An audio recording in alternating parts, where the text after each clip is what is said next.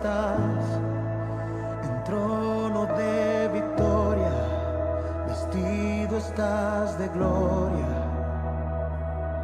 Por los siglos de los siglos, tu reino se establecerá, digno de gloria, digno de honor, digno de toda adoración. Tú eres rey, tú eres rey, tú eres rey,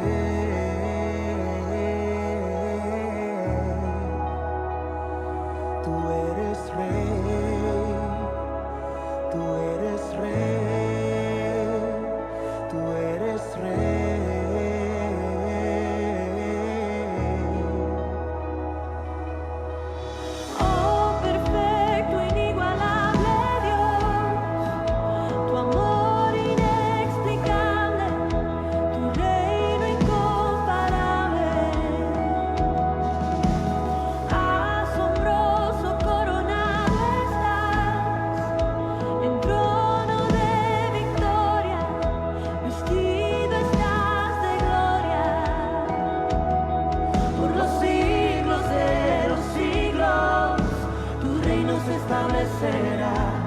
Digno de gloria, digno de honor, digno de toda adoración. Tú eres rey, tú eres rey, tú eres rey,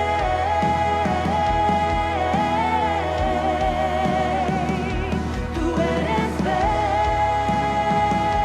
tú eres rey, tú eres rey.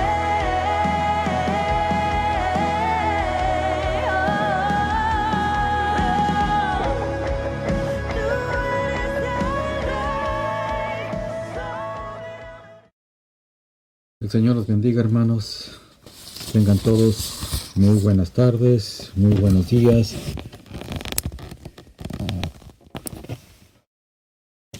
Sintonizando el sonido para que todos me puedan escuchar bien.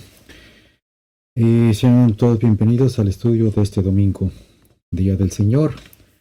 Esperemos que todos estén listos, tengamos nuestras Biblias abiertas en Apocalipsis. Estamos en el capítulo 5 ya del libro de Apocalipsis. Antes de entrar de lleno al estudio de este día, dándoles alguna notificación, no ha habido ningún cambio, hermanos, todo sigue igual desde la semana pasada. Las iglesias se mantienen cerradas, a no ser que sean a servicios abiertos, al aire, afuera de la iglesia, del templo, al aire libre. De lo contrario, todas las iglesias se mantendrán cerradas. No se permite congregarse, no se permite estar en un lugar cerrado. En fin, estamos en la alerta más elevada que puede existir de esta pandemia, que es el púrpura.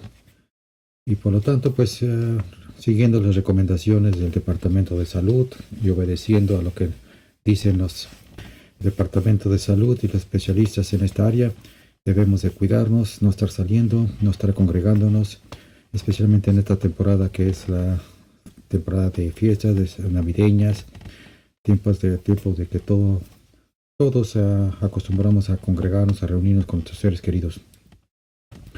Tenemos que hacer ese esfuerzo de no hacer y desobedecer lo que nos piden los oficiales del Departamento de Salud.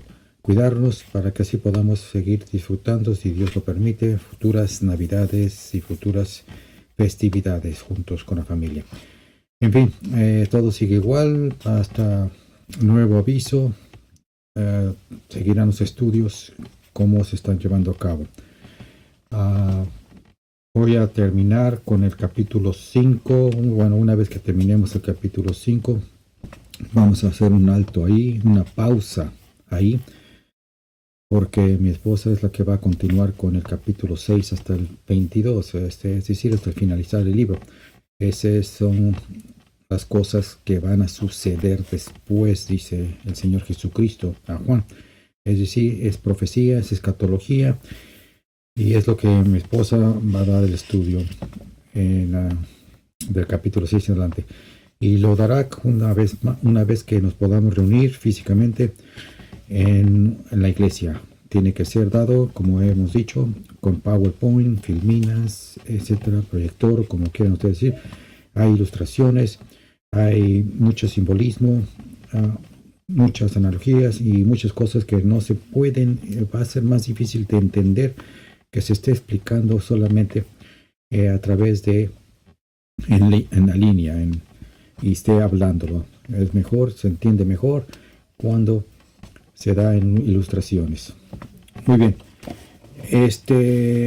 Sigamos orando, hermanos, por todos los que están enfermos, los que han caído bajo esta pandemia, por todos los que están en los hospitales, hermanos. Sigamos levantando nuestras oraciones por nuestros hermanos en la fe, por los familiares, por los que están enfermos, hermanos.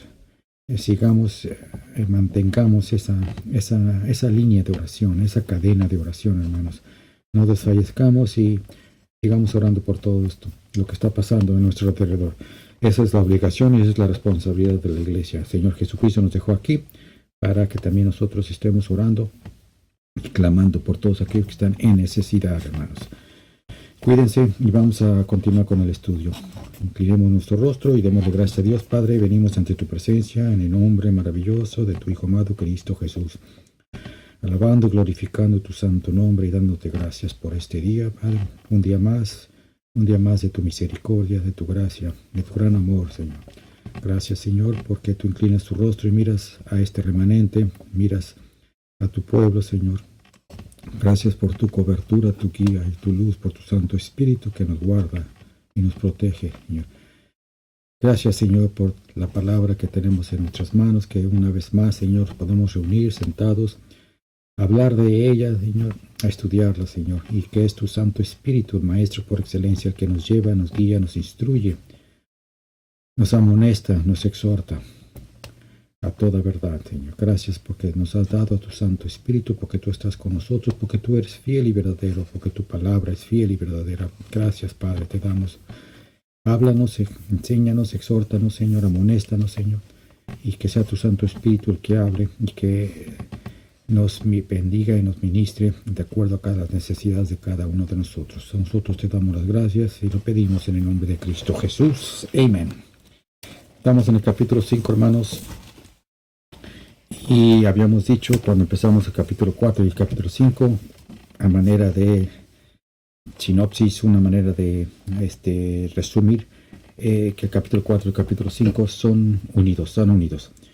¿Y qué son el capítulo 4 y el capítulo 5? Son visión, es otra visión. La visión que tiene el apóstol Juan, que se les da a través del Señor Jesucristo. Ya lo vimos desde el capítulo 1, cuando empezamos con las iglesias. Capítulo 1 es la visión que tuvo el apóstol Juan allá en la isla de Patmos, cuando fue exiliado por el emperador Domiciano por predicar el evangelio. Bueno, ahí tuvo la visión, a manera de antecedente histórico. La iglesia en ese tiempo era duramente perseguida. El emperador era uno de los emperadores más crueles que tuvo el Imperio Romano, y era uno de los emperadores Domiciano que persiguió a los cristianos duramente, matándolos, torturándolos, llevándolos al circo romano. Al apóstol Juan lo exilió en la isla de Patmos. Aquí es donde tuvo la visión el apóstol Pablo, dado por el Señor Jesucristo. Desde el capítulo 1 vemos la visión. Tiene una visión y vemos que tiene al Señor Jesucristo. Ve al Señor Jesucristo caminando. Lo ve en su esplendor, en su majestuosidad, en toda su belleza, y lo describe en el capítulo 1. Ahí vemos todo el capítulo 1, la descripción que da Juan del Señor Jesucristo. Esa es la visión. Y de ahí en adelante habla de las 7 iglesias que ya vimos, hermanos, y que esperemos que ustedes hayan seguido cada una de ellas. Las 7 iglesias es el Señor Jesucristo hablando a su iglesia universal. La iglesia en la cual Él dio su sangre por ella. Nosotros, tú, yo, nosotros somos su iglesia, hermanos. Hablando, amonestando, exhortando a cada una de ellas, dándoles sus promesas. Bueno, ya vimos eso. Hasta el capítulo 3. Ahí terminamos. Y termina el capítulo 3. con el trono y dándole la promesa a la iglesia de la Odisea, que es la última iglesia que vimos, y le dándole la promesa de que el que venciere, dice, será sentado conmigo en mi trono, así como yo me he sentado con mi Padre en su trono, ¿verdad? Entonces, ahí es la promesa que le da a todo aquel que vence, que será poder compartir el trono con el Señor Jesucristo. El que venciere, ¿qué? Ya hemos visto las dificultades. Vendrán tiempos difíciles, vendrán tiempos en los cuales el cristiano podrá, tiempos de tribulación, no la gran tribulación, en los cuales el cristiano se enfrentará y será probado en la fe. Seremos probados en la fe, hermanos, todos y cada uno de nosotros. Así es que todos, para que salga el oro refinado, tiene que ser pasado por el fuego, dice la palabra de Dios. Y al final del capítulo 3, esa promesa que da a aquellos que vencen y aquellos que permanecen firmes en la fe, fundamentados y firmes en la fe, la mirada fija en el Señor Jesucristo. Tiempos difíciles, hermanos, no van cosas fáciles, tiempos difíciles, pero tenemos la esperanza y tenemos la promesa de nuestro Señor Jesucristo, que Él está con nosotros. Yo estaré con vosotros hasta el final de los tiempos. Las batallas que peleamos día tras día, hermanos, todos. Dice Pedro que las mismas luchas, las mismas batallas, las mismas pruebas que estamos pasando, las están pasando, hermanos, por todo el mundo, hermanos. Así es que no estamos solos, estamos por todo el mundo pasando, no solamente en la pandemia, sino pruebas, luchas, dificultades, en fin, cosas que pasa cada día el cristiano.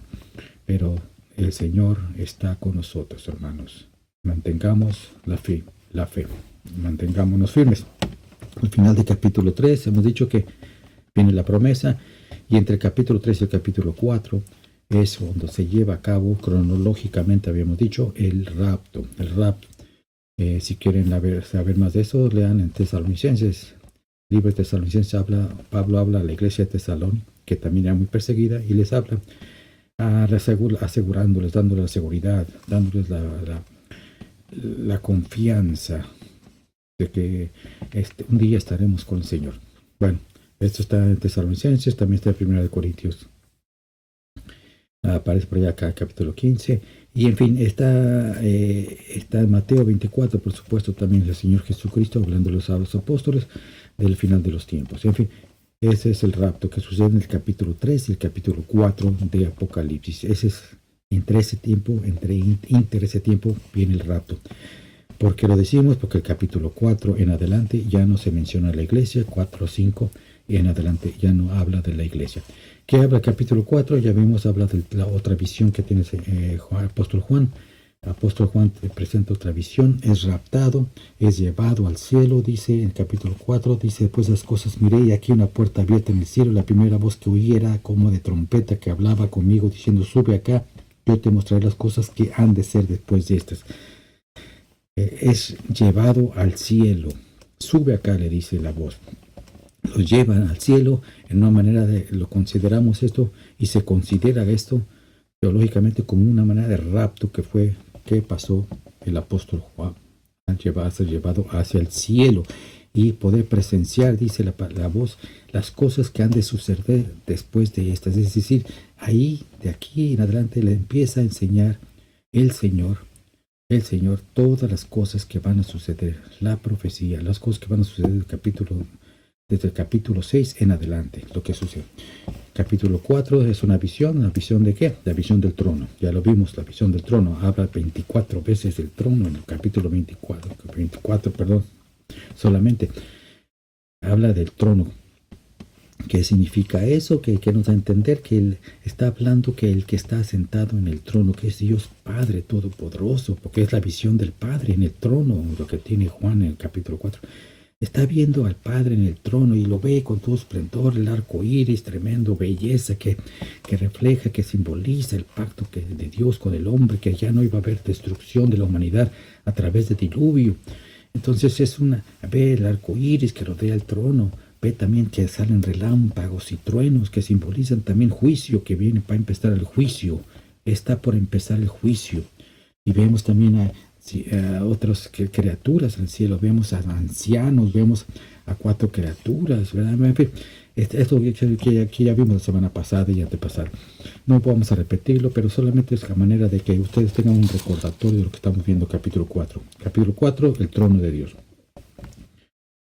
Visión de Juan del trono de Dios, Padre Todopoderoso, que está sentado en su trono, dando a entender, dándole al pueblo de cristiano de ese tiempo, de la iglesia de Juan de esos tiempos, que Dios está en su trono.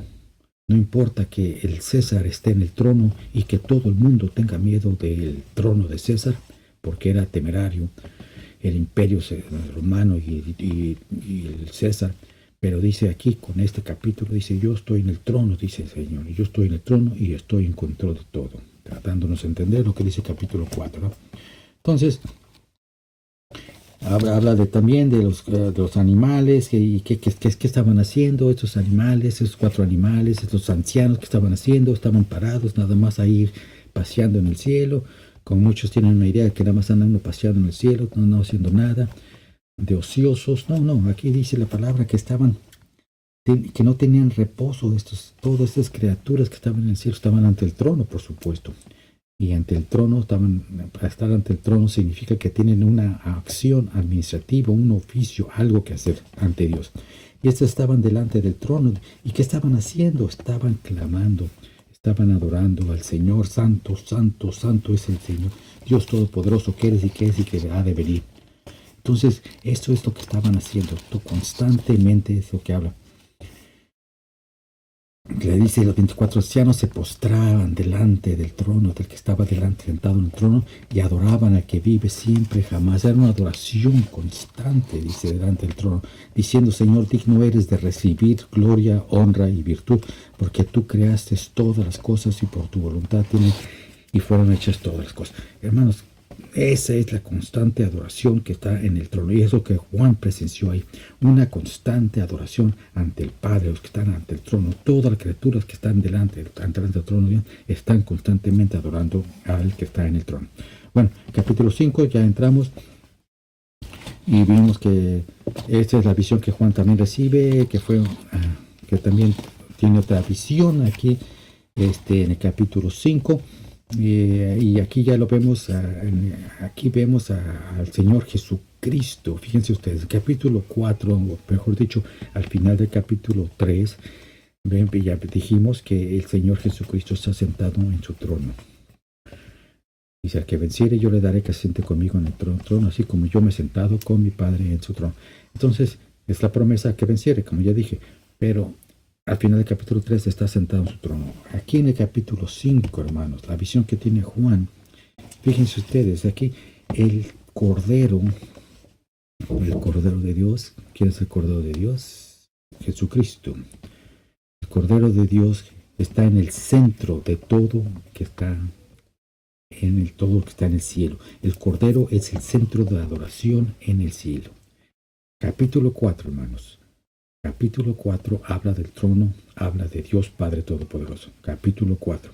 Capítulo 5 habla de la visión del Cordero, del Señor Jesucristo. Capítulo 4, la visión de Juan, el trono del Padre, Dios Todopoderoso. Capítulo 5, la visión que tiene Juan del Cordero. El Cordero ya no lo ve aquí sentado en el trono, ya no ve al Señor Jesucristo que está en el trono aquí. Le permite que eche un vistazo a Juan, el Señor, de lo que está pasando aquí en el cielo, y en medio de estas 4 figuras, porque hay las 4 figuras que están en el cielo. Dice, vemos que está el Cordero. El Cordero ya está de pie en medio de estas 4 criaturas. Bueno, vamos a ver todo esto. Para que no se me confundan, vamos a verlo paso por paso. Primero, veamos el libro. Hay un libro, capítulo 5. Encontramos un libro, lo encontramos en los versículos 1 y 4. Dice, y vi en la mano derecha del que estaba sentado sobre el trono un libro, escrito de dentro y de fuera, sellado con 7 sellos. Y vi un fuerte ángel predicando en alta voz, ¿quién es digno de abrir el libro y de desatar sus sellos? Y ninguno podía, ni en el cielo, ni en la tierra, ni debajo de la tierra, abrir el libro ni mirarlo. y yo lloraba mucho porque no había sido hallado ninguno digno de abrir el libro, ni de leerlo, ni de mirarlo. Entonces vemos en primer lugar aquí un libro, hermanos. Un libro que está del capítulo 1 al capítulo 4. En segundo lugar, quiero que veamos, vamos a ver por partes, lo vamos a desglosar y detallar. En segundo lugar vemos el león y el cordero. El león y el cordero. Dos figuras de nuestro Señor Jesucristo. Esto lo vemos en los versículos 5 y 6. Y uno de los ancianos me dice, no llores, he aquí el león de la tribu de Judá y la raíz de David, que ha vencido para abrir el libro y desatar sus 7 sellos. Y miré, y aquí en medio del trono y de los 4 animales, en medio de los ancianos, estaba un cordero, el león y el cordero, como inmolado, que tenía 7 cuernos y 7 ojos, que son los 7 espíritus de Dios enviados en toda la tierra. Tenemos el león y tenemos el cordero, dos figuras de nuestro Señor Jesucristo, versículos 5 y 6, como dije. En tercer lugar, que tenemos en este capítulo, necesitamos ver si tenemos tiempo, el perfume, ¿verdad? El perfume que está en los cielos, que recibe el Señor, en los versículos 7 y 8. Vemos. Y él vino y tomó el libro de la mano derecha de aquel que estaba sentado en el trono. Y cuando hubo tomado el libro, los 4 animales y los 24 ancianos se postraron delante del Cordero, teniendo cada uno arpas y copas de oro llenos de perfumes, que son las oraciones de los santos. De perfumes. Luego la parte más grande del capítulo 5 es la adoración en el cielo, que está del versículo 9 al versículo 14. Y cantaban un nuevo cántico, diciendo, digno eres de tomar el libro y de abrir sus sellos, porque tú fuiste inmolado, y nos has redimido para Dios con tu sangre, de todo linaje, lenguaje, pueblo y nación, y nos has hecho para nuestro Dios reyes y sacerdotes, y reinaremos sobre la tierra. Y miré y oí una voz de muchos ángeles alrededor del trono y de los animales y de los ancianos, y de la multitud de ellos eran millones de millones, que decían en alta voz, el Cordero que fue inmolado es digno de tomar el poder, y riquezas y sabiduría y fortaleza y honra y gloria y alabanza. Es la doxología séptuple, la adoración séptuple, 7 veces adorado aquí. Y oí a toda criatura que está en el cielo y sobre la tierra y debajo de la tierra y que está en el mar, y todas las cosas que en ellos están, diciendo al que está sentado en el trono y al Cordero sea la bendición y la honra y la gloria y el poder para siempre jamás. Y los 4 animales decían, amén. Y decimos nosotros, amén. Y los 24 ancianos cayeron sobre sus rostros y adoraron al que vive para siempre jamás. Hermanos, eso es desmenuzando el capítulo 5, lo que vamos a ver en detalle a continuación, hermanos. Así es de que empecemos con el libro, en versículos del 1 al 4. Hay un libro, ya dijimos. Dijimos que después veremos cómo este libro será abierto. Eso lo vamos a ver a continuación. Y los 7 sellos nos hablan de juicios específicos que vendrán a la tierra. Capítulo 4 y capítulo 5 dijimos que son un prólogo, un preámbulo, una puerta, una entrada a lo que va a venir, los juicios. Entonces, van a venir la tierra juicios. Ahora, cuando leemos de un libro, quiero que entienda que no es un libro como lo que tenemos hoy en día, con una pasta, doble pasta, con páginas, etc. No. En esos tiempos no había de ese tipo de libros, hermanos. ¿Verdad? Con cubiertas o páginas o hojas, etc. Esto si tenemos esto en la idea, nos vamos a confundir, hermanos. No. Aquí lo que se habla son de rollos. En ese tiempo eran pergaminos hechos de pieles, ya sea de animales, ¿verdad? Y los enrollaban. Y cuando lo iban a leer, le quitaban el sello, había un sello y lo enrollaban. Se llamaban rollos, para que vendían rollos o pergaminos, porque era escrito sobre pergaminos. ¿Se acordarán ustedes cuando vimos la iglesia de Pérgamos? Ya se les olvidó. Bueno, La iglesia de Pérgamo se caracterizaba porque manufacturaban o fabricaban hacían pérgamos. Claro que el pergamino fue inventado en Egipto, pero en la ciudad de Pérgamos la perfeccionaron. Eran famosos la ciudad de Pérgamos. Bueno, eso ya es historia, ya lo vimos. Entonces, pergamino o rollos eran los que se leían, eran los libros. Se llamaba, también podemos decir lo que era libro. Aquí lo dice como libro, pero era un rollo o un pergamino. Entonces, para que entiendan, no era un libro. Entonces, son rollos, pergaminos que se usaban en tiempos antiguos. Versículo 1 nos dice que estaba escrito por dentro y por fuera, es decir, fue escrito, este rollo estaba escrito al frente y por detrás. ¿Qué nos dice esto, hermanos? ¿Qué nos dice esto? Lo que quiere dar a entender esto es de que ya no había más que escribir, ya no había más. El récord completo de Dios, de lo que va a ser, está ahí. Todo lo que va a ser, su profecía, su plan, todo lo que Dios Padre Todopoderoso está ahí en ese rollo, ese libro, en ese pergamino. Y nadie va a añadir más a esto. Acuérdense de lo que dice al final de Apocalipsis: el que añadiere una jota, una tilde a lo que está escrito en este libro, todas las plagas que están escritas en este libro caerán sobre esta persona. Así es que todos esos cultos y esas religiones que se ponen a inventar y a sacar y que tienen visiones, y hasta hoy en día hay gente que dice que yo tuve una visión y que todo eso son puros visionudos.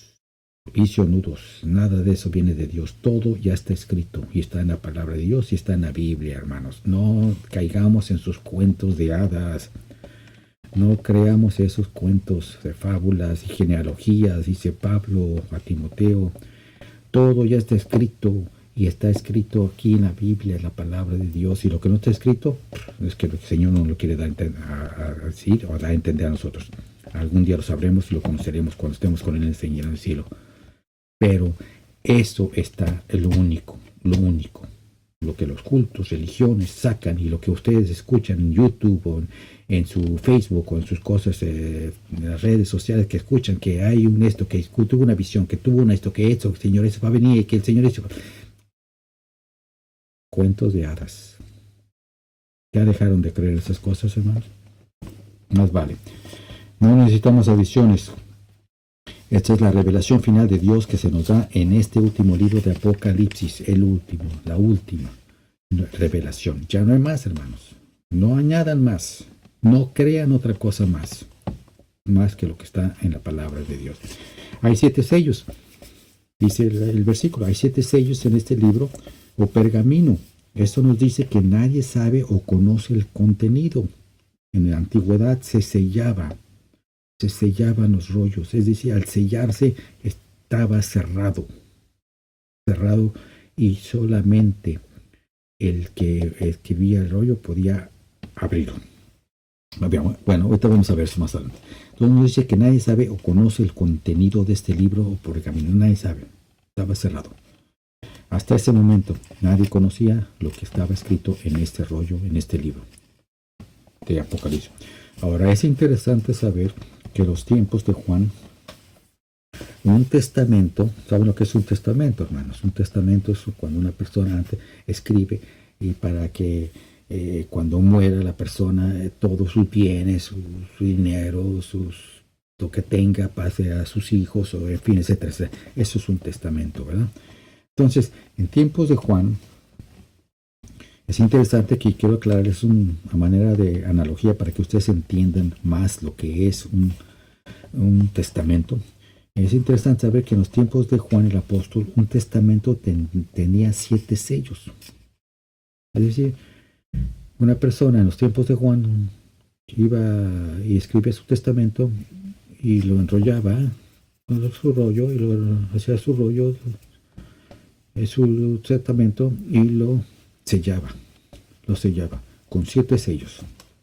Estos 7 sellos se referían a 7 testigos de ese testamento, ¿verdad? Y cada uno de estos testigos ponía su sello individual.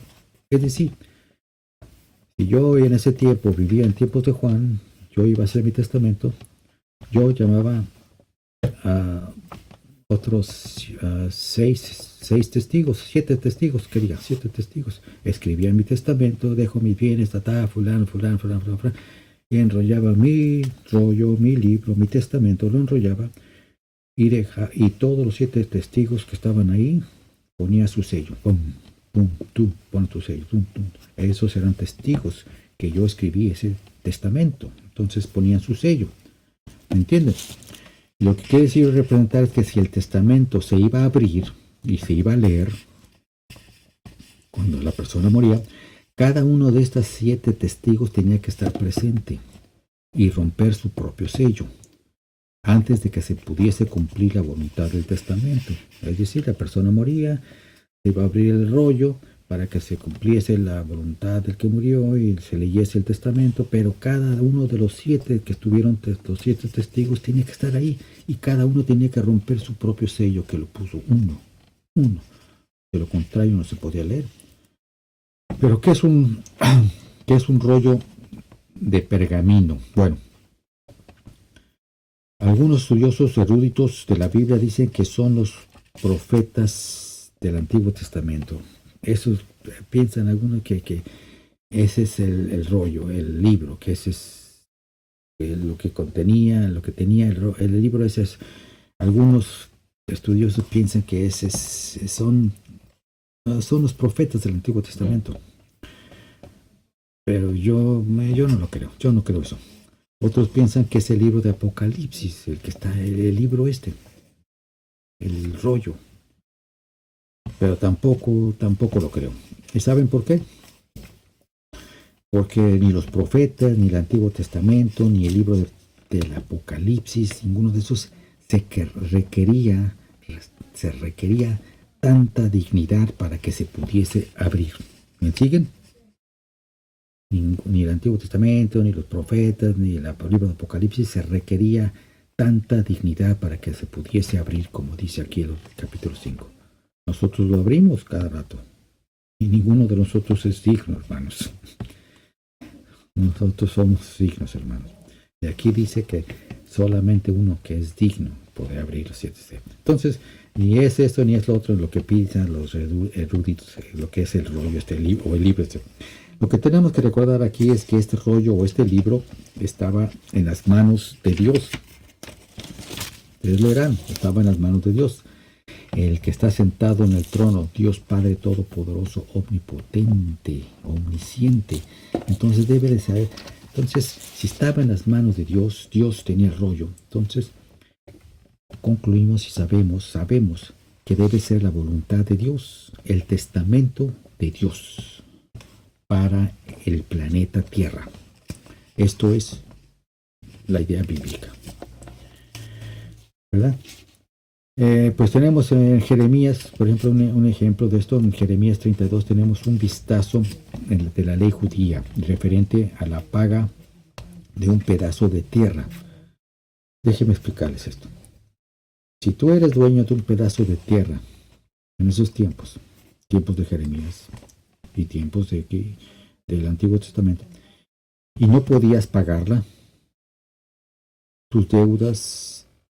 no podías pagar tus deudas porque ya no tenías dinero, perdías el trabajo, qué sé yo, y ya no podías pagar tus deudas, entonces perdías ese terreno, claro. Pero al final tenías el derecho de comprar de regreso la tierra. Es decir, en un futuro, si podías conseguir otra chambita, con su trabajito, y cuando ahorrabas dinero, entonces podías otra vez volver a comprar esa tierra que perdiste por falta de pagos.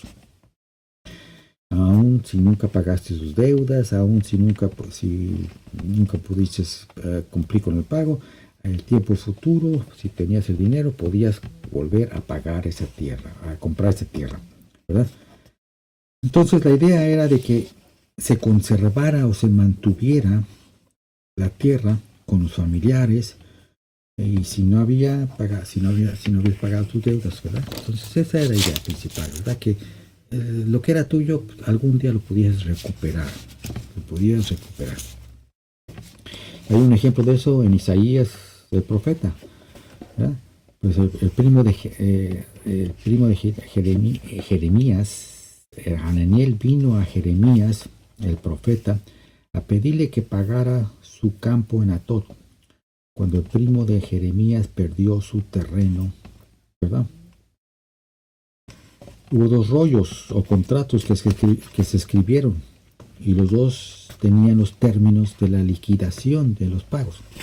Un contrato fue usado como récord público, o sea, para que el pueblo, todo el pueblo supiera de lo que pasó, y el otro fue sellado con 7 sellos y colocado en un jarrón de barro y puesto en el templo. Y solo se podía saber, ¿verdad? Solo se podía sacar y saber cuando alguien mostrara, ¿verdad?, prueba de sus derechos para volver a comprar la tierra. Es decir, estaba bien guardado el rollo, el contrato, la tierra, el terreno del primo de Jeremías estaba ahí en el templo y con 7 sellos, y solamente se podía volver a sacar del templo y del jarrón y de barro y toda esa cosa cuando alguien pudiese mostrar, ¿verdad?, o comprobar, ¿verdad?, sus derechos de poder volver a comprar la tierra. Es decir, la persona que lo perdió podía ir y comprobar que era familiar, que era la persona que lo perdió, y podía tener el dinero suficiente para volverlo a recuperar, ¿verdad? Así es que esta idea de rollo de 7 sellos habla de título, de un título de escrituras. No habla de la Biblia, no habla de Apocalipsis, del Antiguo Testamento, de profetas, habla de un título de escrituras. Ahora, no creo que sea difícil de entender esta analogía, porque al principio de la creación, Dios creó el universo y le dio al hombre cierta soberanía sobre ella. Le dio derechos, le dio autoridad, una jurisdicción, poder gobernar, para que me entiendan. Hizo al hombre rey de todo lo que ven a nuestro alrededor, de la creación, la naturaleza. Así es que la tierra se le fue dada al hombre. Lo sabemos desde Génesis, hermano. Ustedes ya saben su Biblia, en la ABC. Vean su Biblia en Génesis capítulo 1, capítulo 2, capítulo 3, en fin, donde el Señor creó al hombre y le fue dado toda la creación para que la gobernara, le diera nombre a los animales, hasta a su mujer le dio nombre, a Eva. Entonces, Él le dio la jurisdicción, le dio la autoridad, le dio soberanía sobre ella, ¿verdad? Sobre la tierra y sobre la creación y sobre todos los animales y todo lo que crearon.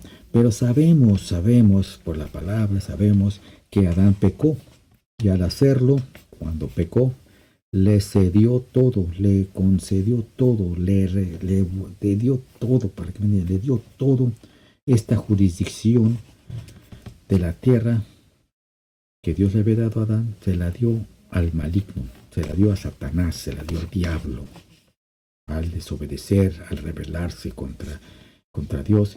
Todo lo que Dios le había dado al hombre, el hombre se lo da al enemigo, lo perdió a el enemigo. El Señor Jesucristo vino, como lo dice Mateo, Marcos, Lucas y Juan, los evangelios, vino a ser el redentor de la humanidad y de hecho de todo el universo. Recuerden en Mateo capítulo 4, ¿qué fue lo que Satanás hizo? ¿Se acuerdan de ese pasaje? Bueno, fue la tentación que pasó al Señor Jesucristo, que Satanás le dio al Señor Jesucristo ya en el desierto, recién salido del bautismo, recién bautizado, fue al desierto. El Señor, el Espíritu Santo, llevó al Señor Jesucristo, dice la Escritura, al desierto, y ahí fue tentado por Satanás. ¿Se acuerdan ustedes? ¿Qué hizo Satanás? Pues lo tentó, le dijo al Señor Jesucristo que si se postrara y lo adorara, todos los reinos del mundo se los daría. Y sí, recuerden que Satanás mezcla la mentira con la verdad para hacerte caer a ti, a mí, a quien sea. Mezcla mentira con verdad, sublime, sutilezas, Dice Pablo, no dejemos engañar, no caigamos en las artimañas, en las maquinaciones de Satanás, dice Pablo. Conocer, usa la mentira con la verdad. Así la usó con Eva, así la ha usado Satanás a través de los siglos con el hombre hasta nuestros días. Si tú me adoraras, le dijo el Señor Jesucristo, y te postrares, yo te daré todos los reinos de la tierra. Mentira, ¿verdad?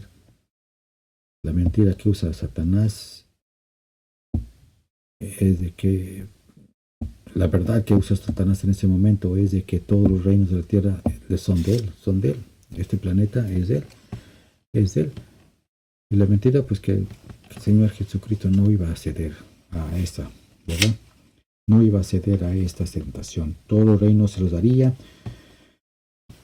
pero sabemos que hasta ahorita, bueno, sabemos ahora, pero ese no era el camino que Jesucristo escogió. Ese no era el camino que Dios Padre escogió para su Hijo. Ese no era el camino. Ese era el camino. Si hubiese escogido ese camino, era el camino fácil, ¿verdad?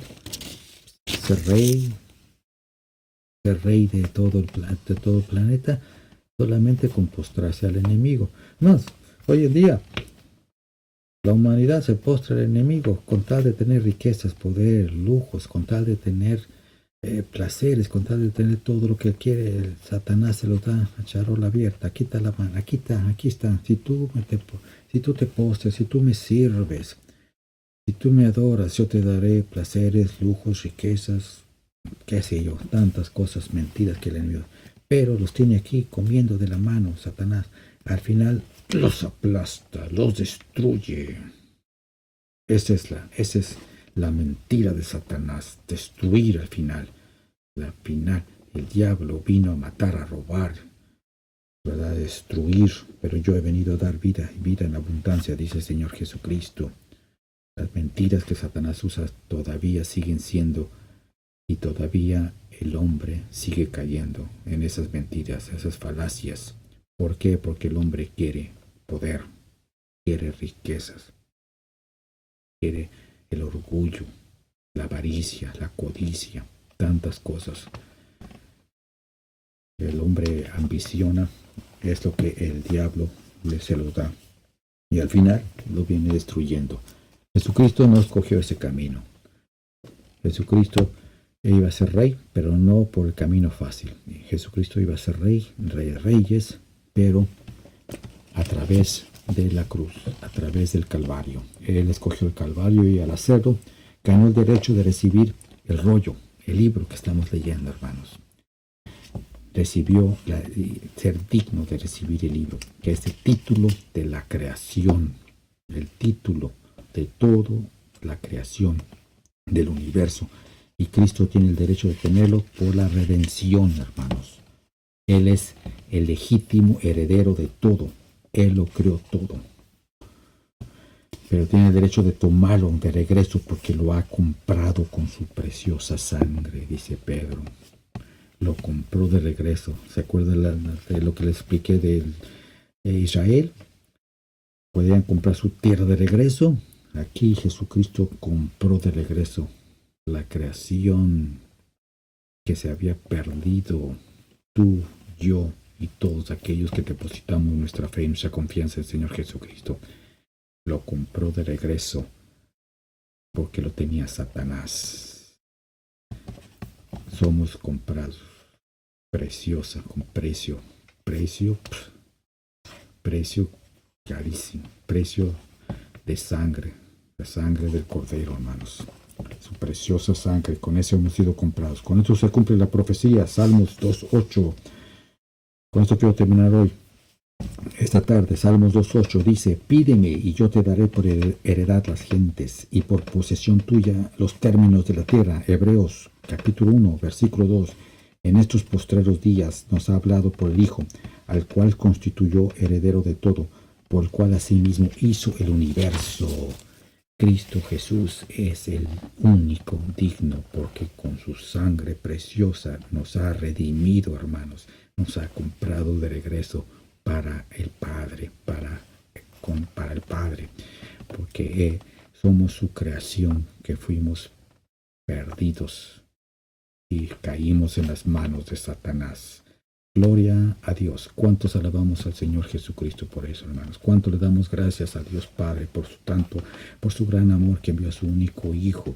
¿Cuánto le damos gracias a Dios cada día por las bendiciones, las promesas, por todo lo que el Señor nos tiene preparado para el día de mañana cuando Él nos llame a casa? ¿Cuánto lo alabamos, lo glorificamos, porque nos ha dado su Santo Espíritu que está con nosotros día tras día tras día y nos guarda, nos cubre, nos cuida, hermanos? Alabemos al Señor, glorifíquenos, Señor, aún en tiempos buenos, aún en tiempos malos. El Señor es Dios todopoderoso, Dios de la creación, y está en su trono y está en control de todo. Dejamos hasta aquí, hermanos. Continuamos la semana que entra, si Dios lo permite. Vamos a cerrar nuestros ojos y darle gracias a Dios por este estudio. Padre, venimos en tu presencia una vez más en el nombre maravilloso de Cristo Jesús, alabando y glorificando tu santo nombre y dándote gracias, Señor, por tu palabra, dándote gracias por todo lo bello que tu palabra nos habla, nos dice, las promesas que nos tiene, todo lo que esperamos el día de mañana, estar en tu presencia, gozando en tu presencia, adorándote, Señor, postrándonos delante de tu trono, Señor. Gozándonos, Señor, en tu presencia, Señor, donde no habrá lágrimas, donde no habrá llanto, donde no habrá sufrimiento, Señor, sino habrá gozo, Señor. Tú estarás con nosotros y nosotros estaremos contigo, Señor. Gracias te damos por esas promesas tan bellas, Señor. Mientras tanto, mientras estemos aquí peregrinando, te pedimos que nos ayudes a permanecer firmes en la fe, que nos fortalezca, Señor, día tras día, nos ayudes en las pruebas y en las luchas, Señor. Te pedimos, Padre Santo, queremos levantar nuestra oración por todos nuestros hermanos que están enfermos, Señor, por nuestros hermanos que están en los hospitales, por los que están sufriendo esta enfermedad, esta pandemia, por todos los que sufren persecución, tribulación en los países los cuales no has permitido tu palabra, Señor, por todos nuestros hermanos que llevan tu palabra, Señor. Pedimos que tu Santo Espíritu los guarde, los cubra, los fortalezca, Señor. Sana y levanta a todos aquellos que están enfermos en los hospitales, Señor. Guárdanos y cúbrenos, Señor, a tu iglesia por todo el mundo. Bendícela, Señor. Ayúdanos a permanecer de pie y a seguir sirviéndote y buscando de tu rostro, levantando nuestra oración, Señor, y clamando, intercediendo por las necesidades, Señor. Pedimos por tu iglesia Montesión, por nuestros hermanos, por los matrimonios, por nuestros hijos, Señor.